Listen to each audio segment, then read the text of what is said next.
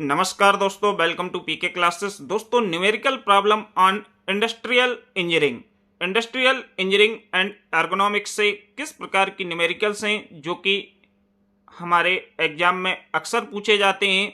आज हम इसी प्रकार की एक प्रॉब्लम को सॉल्व करेंगे और देखेंगे कि प्रॉब्लम यदि इस टाइप से हमारे पेपर में आती है तो हम इसको कैसे सॉल्व कर सकते हैं। तो आइए दोस्तों देखते हैं numerical problem on industrial engineering and ergonomics. तो दोस्तों, जो भी छात्र पीके क्लासेस में फर्स्ट टाइम है, जो अभी भी पीके क्लासेस से नहीं जुड़े हैं, वो चैनल को सब्सक्राइब करें एंड वीडियो को लाइक करें। तो दोस्तों, प्रॉब्लम है in industrial job involve 5 elements with the following given observed time and performance rating.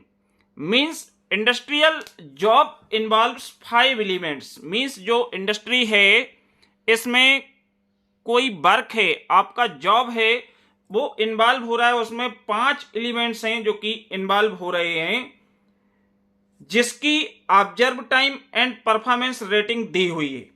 Problem में observe time and performance rating है जो गिवन है। Assume rest and personal allowance is 14%, जिसमें एज्यूम किया गया है एक तो रेस्ट, जो हमारे वर्कर्स होते हैं उनके लिए काम के दौरान रेस्ट, एंड पर्सनल अलाउंसेस। इसके अलावा जो उनके पर्सनल अलाउंसेस होते हैं कि किसी को पानी पीने जाना है, किसी को सिगरेट पीने जाना है या कोई अदर्स एक्टिविटी के लिए, ये 14% है।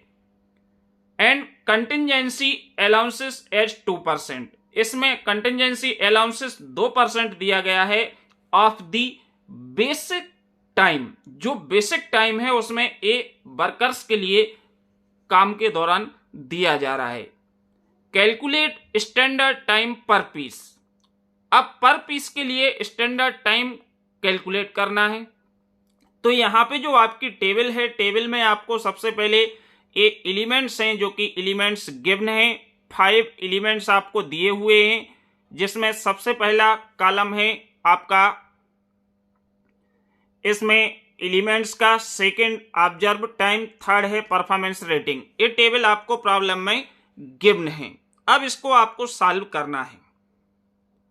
तो सॉल्व कैसे करेंगे? तो सॉल्यूशन यदि हम इसका देखें तो हम सेम टेबल को रख के इसमें सबसे पहले हम नॉर्मल टाइम को कैलकुलेट करेंगे मिनट में, क्योंकि ऑब्जर्व टाइम मिनट में दिया हुआ है, परफॉर्मेंस रेटिंग दी हुई है। तो इसमें नॉर्मल टाइम को कैसे कैलकुलेट करोगे? तो नॉर्मल टाइम जो होता है, नॉर्मल टाइम इक्वल होता है observed time into performance rating upon standard performance. Standard performance means maximum आपका 100% होता है, तो 100 आपका जो है स्टैंडर्ड परफॉर्मेंस होगा। तो यहां पे आपको सबसे पहले सभी एलिमेंट्स के लिए नॉर्मल टाइम को कैलकुलेट करना है। अब नॉर्मल टाइम में जैसे फर्स्ट एलिमेंट का ऑब्जर्व टाइम जो है 0.30 मिनट है, तो इसको हमने 0.30 इंटू परफॉर्मेंस रेटिंग 85, तो 85 multiply upon standard performance. Standard performance आपका 100 होता है, नहीं दिया है तो आपको ले लेना है, और यदि इसमें 100 से ज़्यादा दिया है तो आपको उसको यूज करना है, और यदि गिवन नहीं है तो आपका जो परफॉर्मेंस होता है स्टैंडर्ड, वो क्या होता है 100। हम 100 से रिप्रेजेंट करते हैं। तो यहाँ पे हम सभी एलिमेंट्स के लिए एक एक करके हम क्या करेंगे, नॉर्मल टाइम को फाइंड कर लेंगे। नॉर्मल टाइम आप फाइंड करते जाओगे तो इसमें आपका एलिमेंट्स का जो ऑब्जर्व टाइम है, observe time multiply performance rating upon standard performance. तो इसका जो टोटल आपका 5 एलिमेंट्स का टाइम है, इसको आपको ऐड करना है। जोड़ोगे तो जोड़ने पे आपको मिलेगा 1.177 मिनट, और इसके बाद टोटल ऑब्जर्व टाइम है वो आपका 1.37 मिनट दिया हुआ है। तो सबसे पहले हमको क्या करना है, नॉर्मल टाइम को कैलकुलेट करना है।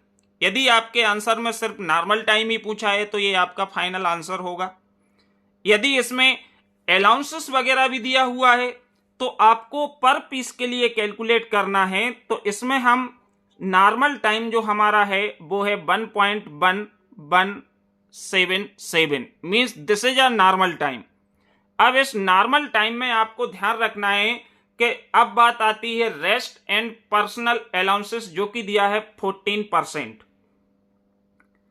तो 14% में दिया है, इसको हम यूज करेंगे तो 100 से डिवाइड करेंगे, तो हमने यहां डायरेक्ट 14 इंटू नॉर्मल टाइम पर पीस अपन 100, क्योंकि परसेंटेज में दिया है तो उसको हम 100 से तो डिवाइड करना ही है।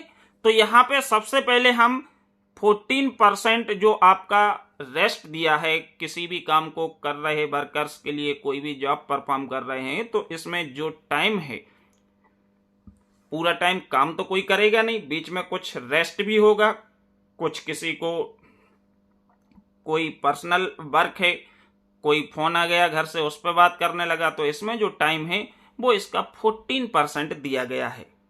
तो 14 इंटू नॉर्मल टाइम पर पीस अपॉन 100, तो इससे हमारा निकलेगा 0.16478 मिनट। इसके बाद दिया है कंटिजेंसी अलाउंसेस 2% दिया है, तो इसको भी हम कैलकुलेट कर लेंगे। 2/100 इंटू नॉर्मल टाइम पर पीस, तो 2 इंटू 1.177/100 इक्वल ए आपका निकल के आएगा 0.02354 मिनट। अब हमने जो अलाउंसेस दिया हुआ है, इसके बाद जो कंटिजेंसी अलाउंसेस है, इन दोनों को पर पीस के लिए कैलकुलेट कर लिया। देयरफॉर स्टैंडर्ड टाइम, अब आपके आंसर की बात आती है कि स्टैंडर्ड टाइम क्या होगा। तो standard time equal normal time plus 14% जो आपका रेस्ट एंड पर्सनल अलाउंसेस में टाइम निकला है वो, प्लस कंटिजेंसी अलाउंसेस। इन तीनों को हमको क्या करना है, सम करना है। तो 0.16478 प्लस 0.02354 प्लस 1.177, तो आपका यहां से जो टोटल नॉर्मल टाइम निकल के आएगा वो आएगा 1.365 मिनट। तो यहां पे आपका स्टैंडर्ड टाइम है, जो फाइनल आंसर होगा इस प्रॉब्लम का, वो 1.365 मिनट।